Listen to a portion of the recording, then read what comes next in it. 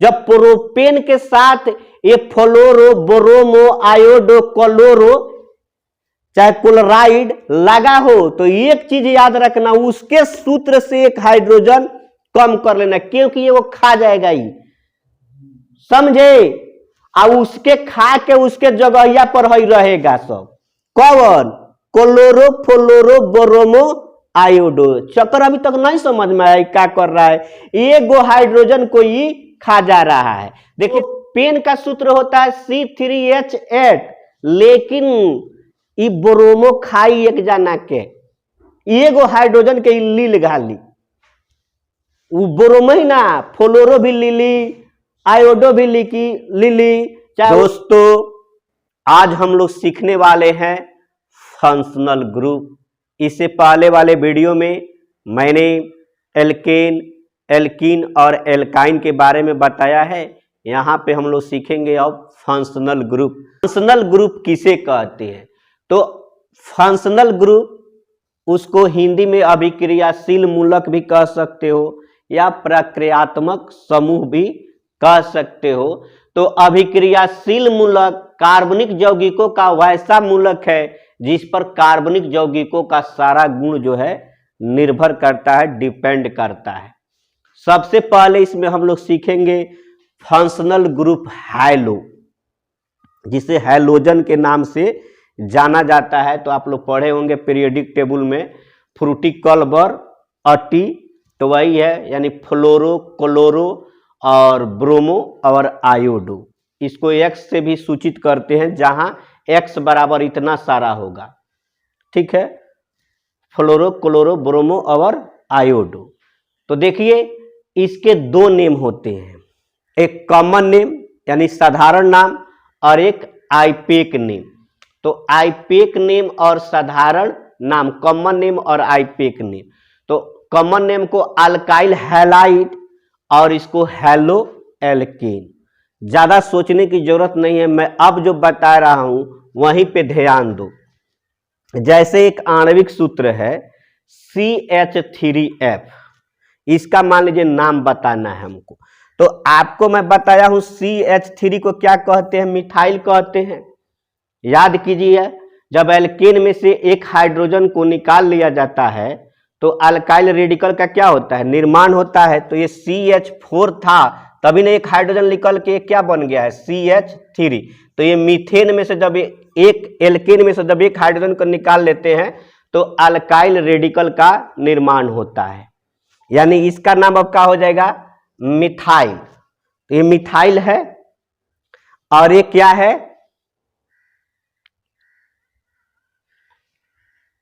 क्या है? फ्लोराइड है। अरे F क्या है? फ्लोराइड ही तो है। तो मिथाइल फ्लोराइड, ये तो सिंपल है, मिथाइल फ्लोराइड। अब यहीं पे Cl हो जाता तो इसका नाम हो जाता मिथाइल क्लोराइड। अगर Br हो जाता तो इसका नाम हो जाता मिथाइल ब्रोमाइड। अगर मान लीजिए यहीं पे I हो जाता तो इसका नाम हो जाता मिथाइल आयोडाइड। ये हो गया कॉमन नेम। अब इसी तरह से C4H9Br है। तो C4H9 को हम लोग क्या पढ़ेंगे? ब्यूटाइल। ब्यूटेन से एक हाइड्रोजन कम है तो उसको ब्यूट में क्या कर देते हैं? C4 को क्या कहते हैं? ब्यूट। आज जब आपको बताया हूं कि जब कार्बन के दुगुने से एक हाइड्रोजन अधिक हो तो उसमें कौन प्रत्यय जोड़ देते हैं? आइल प्रत्यय जोड़ देते हैं। तो आइल जोड़ दिया तो हो गया कि नहीं हो गया? तो ये ब्यूटाइल तो पहले ही आपको बताइए हो गया ब्यूटाइल। अब रहा Br, तो Br को क्या कहते हैं? बोरोमाइड कहते हैं। Br को क्या कहते हैं? बोरोमाइड। तो यही हो गया ब्यूटाइल बोरोमाइड। अब यहीं पे मान लीजिए F हो जाए तो हो जाएगा ब्यूटाइल फ्लोराइड। अब मान लीजिए Cl हो जाए, इसको हटा के यहाँ पे अब Cl हो जाए तो इसका नाम हो जाएगा ब्यूटाइल क्लोराइड। I हो जाए तो क्या हो जाएगा? Butyl iodide. समझ गए सब? बहुत आसान है। उसी तरह से यहां है C3H7Cl। तो C3H7 को हम लोग क्या कहेंगे? प्रोपाइल, क्योंकि 3 पर क्या होता है? प्रोप होता है और दुगुना से एक ज्यादा है हाइड्रोजन तो उसमें आइल जोड़ देते हैं, प्रोपाइल। Propyl chloride. अब यहाँ फिर मान लीजिए F धो दे CH3H7 F धो दे तो इसका नाम हो जाएगा मिथाइल प्रोपाइल फ्लोराइड। Cl अब मान लो Br धो दे C3H7 और Br तो प्रोपाइल बोरोमाइड। बस ये आपको यहाँ फ्लोराइड है, क्लोराइड है, बोरोमाइड है, आयोडाइड है। इसका नाम पहले आपको सिखा दिया हूँ, और नहीं सीखे तो फिर तो इसमें बता ही दिया ना। C2H5 को क्या कहते हैं इथाइल, I को क्या कहते हैं आयोडाइड। तो ये हो गया कॉमन नेम। ऐसे जो दोनों के नाम को बोल देना है, तो दो नाम है कि नहीं इसमें, तो इसको तो आयोडाइड कहते हैं, आयोडीन से आयोडाइड। तो ये हो गया इथाइल आयोडाइड, तो ये हो गया कॉमन नेम। अब संरचना सूत्र है तो वही कुछ नहीं है, C3H7Cl है तो आपको इसी तरह देखो 3 गो है और जाकर लास्ट में Cl लिख देना है। देख सकते हैं संरचना सूत्र भी C4H9 है तो 1 2 3 4 हाइड्रोजन चढ़ा दो और लास्ट में Br लिख दो। अब रहा आईपेक नेम, तो ये कह रहा है हेलो एल्केन। कुछ मत करो, अब आपको कुछ नहीं करना, इसको अब इधर से पढ़ना, पहले इसको पढ़ो F को, तो इसको अब पढ़ना है तुम लोग को फ्लोरो। क्या पढ़ना है फ्लोरो। कॉमन नेम में फ्लोराइड पढ़ना है, फ्लोराइड, आइड इसमें सब हटा देना है। क्या करना है आइड हटा देना। अब पढ़ना है फ्लोरो। काफी पढ़ना है फ्लोरो। एल्केन कह रहा है, अभी कथी है मीथेन है, नंबर 1 पर कार्बन क्या होता है मीथ होता है, तो देखो ना एल्केन कह रहा है तो फ्लोरोमीथेन, यानी एल्केन वाला पढ़ देना है। समझ में आई बातें। अब यहीं पे मान लो CH3FCl कर दे, तो अब यहां Cl कर दे तो अभी बताया कि Cl को पढ़ो ना क्लोरो। क्या पढ़ना क्लोरो, क्लोरोमीथेन। ठीक है।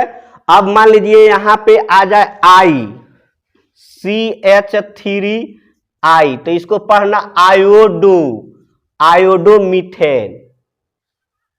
यही है आईपेक ने। अब यहां देखिए C4H9Cl है तो क्लोरोब्यूटेन, एन लगा देना है, क्लोरोब्यूटेन। समझ में आई बातें। अगर इसको पूछा जाए तो क्लोरोप्रोपेन, क्लोरोप्रोपेन, इसका आयोडो एथेन, आयोडो एथेन। इतना तो आसान है ये सब। कुछ है क्या इसमें, कुछ नहीं है। ठीक है।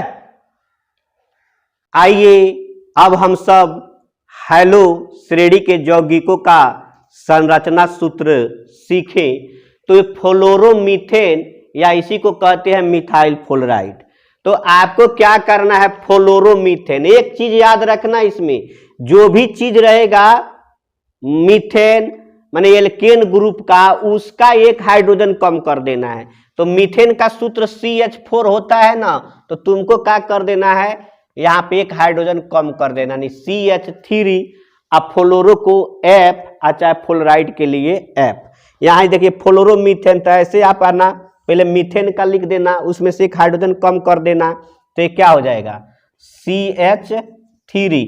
अब फ्लोरो के लिए यानी उसका संकेत फ्लोरो F से शुरू होता है तो F लिख देना है।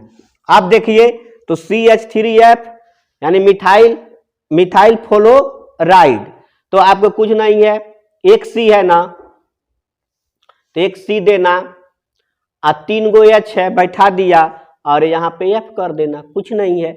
उसी तरह से ब्रोमोप्रोपेन, तो प्रोपेन, प्रोपेन का सूत्र होता है C3H8, लेकिन आपको ये नहीं लिखना है प्रोपेन का। जब प्रोपेन के साथ ये फ्लोरो, ब्रोमो, आयोडो, क्लोरो चाहे क्लोराइड लगा हो तो एक चीज याद रखना, उसके सूत्र से एक हाइड्रोजन कम कर लेना, क्योंकि ये वो खा जाएगा ही, समझे।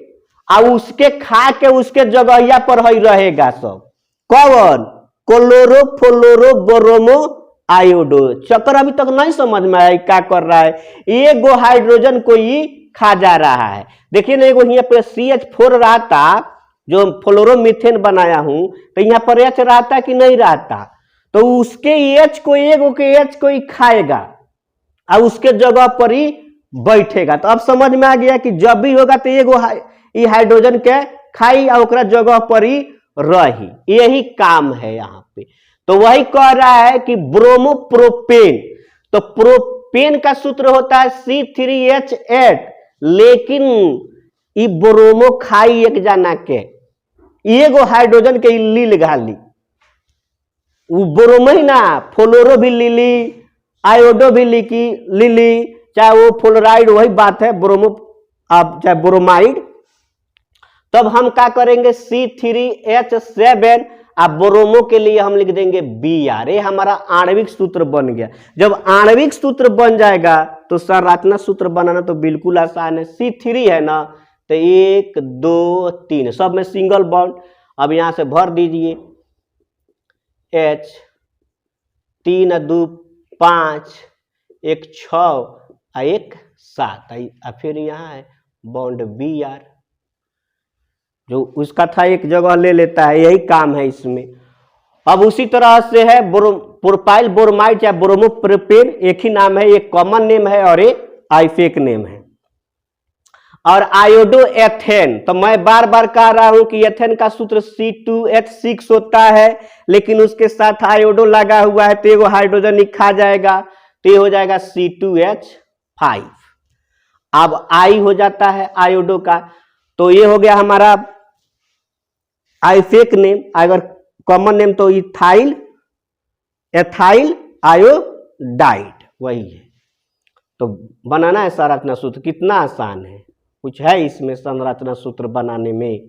C2H5 हो गया, और यहाँ पे आई कर देंगे। इसी तरह से बनता है सब। जैसे क्लोरोहेक्सेन है, तो हेक्सेन का होता है C6H, 6 दूनी 12 2 14, लेकिन एगो ही क्लोरो खा घाली, तो ये हो गया 13। आ क्लोरो के लिए Cl, 1 2 3 4 5 6, बहुत आसान है। अब यहाँ पे हाइड्रोजन आप सब भर देंगे, यहाँ पर यहाँ पर यहाँ पर यहाँ पर यहाँ पर यहाँ पर यहाँ पर, और यहाँ पे Cl भर देंगे। कोई नहीं, कोई प्रॉब्लम